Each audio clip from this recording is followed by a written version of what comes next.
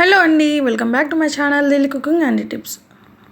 ఈరోజు వీడియోలో ఒక అద్భుతమైన హెయిర్ కేర్ రెమెడీని అయితే మీతో షేర్ చేస్తున్నాను. సో మనలో చాలామందికి హెయిర్ రఫ్గా, డల్గా, ఫ్రిజ్గా ఉంటుంది కదా. సో అలాంటి ప్రాబ్లం లేకుండా ఈ రెమెడీని కనుక వీక్లీ వన్స్ ట్రై చేసినట్లయితే మన హెయిర్ సాఫ్ట్గా, షైన్గా, సిల్కీగా ఉండడమే కాకుండా షార్ట్ హెయిర్ ఉన్న వాళ్ళకి పొడుగ్గా పెరగడం, అలాగే కొంతమందికి హెయిర్ అనేది పొడుగ్గా ఉన్నప్పటికీ కూడా పలుచగా ఉంటుంది. సో అలాంటి వారికి కూడా ఇది హెయిర్ ఒత్తుగా పెరగడానికి మంచి యూస్ఫుల్గా పనిచేస్తుంది. సో ఇంకా లేట్ చేయకుండా ఆ వీడియోలోకి వెళ్ళిపోదాం. సో ఫస్ట్ అయితే నేను ఈ రెమెడీ కోసం మెంతులను అయితే తీసుకుంటున్నానండి. సో మెంతుల్లో మనకు హెయిర్ అనేది స్కాల్ప్ నుండి అంటే కుదుళ్ళ నుండి మనకు ఒత్తుగా పొడుగ్గా పెరగడానికి యూజ్ అయ్యి అన్ని ఇంగ్రీడియంట్స్ కూడా పుష్కలంగా ఉంటాయి మెంతుల్లో.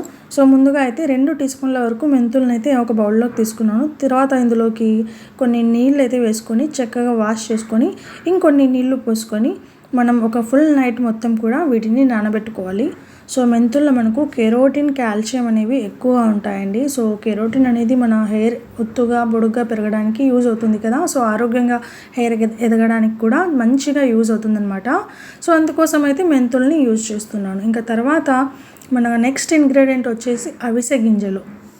సో ఒక బౌల్ తీసుకోవాలి. అందులోకి 2 టీ స్పూన్ల వరకు అవిసె గింజల్ని వేసుకొని అర గ్లాస్ వరకు నీళ్ళు అనేది పోసుకొని స్టవ్ పైన పెట్టేసుకొని చక్కగా నీళ్ళన్నీ కూడా జెల్ మాదిరి అయ్యేంత వరకు కూడా హై ఫ్లేమ్లో బాగా బాయిల్ చేసి స్టవ్ ఫ్లేమ్ని ఆఫ్ చేసుకొని కంప్లీట్గా చల్లగా అయ్యేలాగా చేసుకోవాలి. తర్వాత మనం ఎర్లీ మార్నింగ్ లేచిన తర్వాత మనకు చక్కగా మెంతులు అయితే నానిపోతాయండి.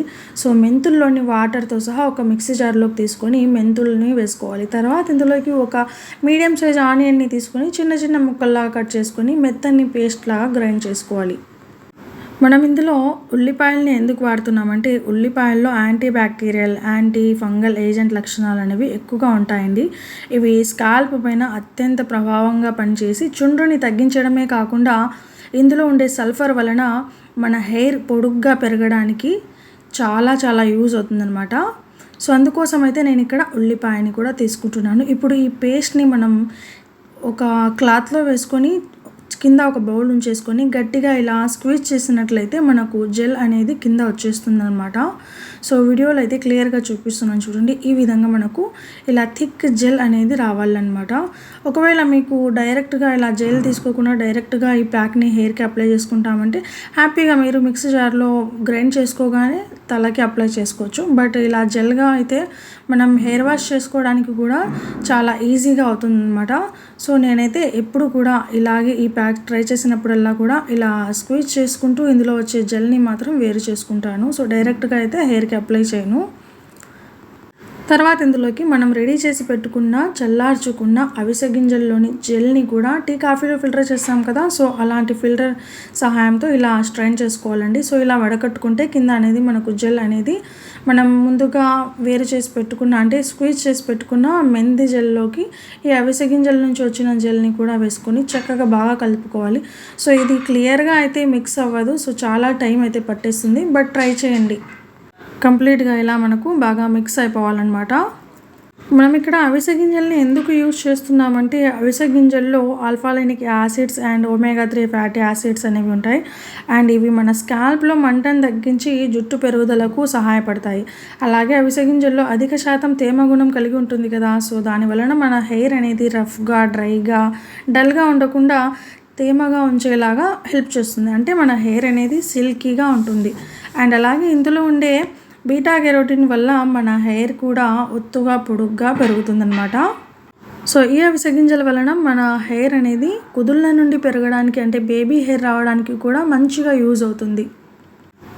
సో నేనైతే వీడియోలో చక్కగా నా హెయిర్కి అంతా పట్టించాను. సో దీన్ని అప్లై చేసిన తర్వాత నేను ఒక హాఫ్ అన్ అవర్ తర్వాత హెయిర్ వాష్ చేసి చూపిస్తున్నాను చూడండి. నా హెయిర్ నేను అసలు చిక్కు తీయలేదనమాట. సో చిక్కు తీయకుండానే మీకు చూపిస్తున్నాను. సో నా హెయిర్ చాలా షైన్గా ఉంది కదా. సో మంచిగా వర్క్ అవుతుందండి. తప్పకుండా మీరు ట్రై చేయండి. అండ్ మీ దాకా నేను తెచ్చే ఏ రెమెడీ కూడా ఫస్ట్ నేను ట్రై చేయండి మీద వరకు చూపించను. సో నేను ట్రై చేసిన తర్వాత నాకు మంచిగా వర్క్ అయ్యింది అని అనిపించిన తర్వాతనే మీతో షేర్ చేస్తాను. సో కాబట్టి మీరు ఎలాంటి డౌట్ లేకుండా హ్యాపీగా ఈ రెమెడీని ట్రై చేయొచ్చు. ఎలాంటి సైడ్ ఎఫెక్ట్స్ అయితే ఉండవు.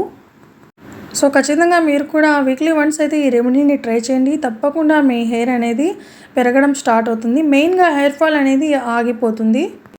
అయితే మరి ఈ వీడియో మీకు నచ్చిందా? అయితే ఇలాంటివి ఇంకెన్నో హెయిర్ కేర్ టిప్స్ కోసం నా వీడియోని లైక్ చేయండి, షేర్ చేయండి. అలాగే మర్చిపోకుండా సబ్స్క్రైబ్ చేసుకుని పక్కన ఉన్న బెల్ ఐకాన్లో ఆల్ అనే సింబల్ పైన క్లిక్ చేయండి.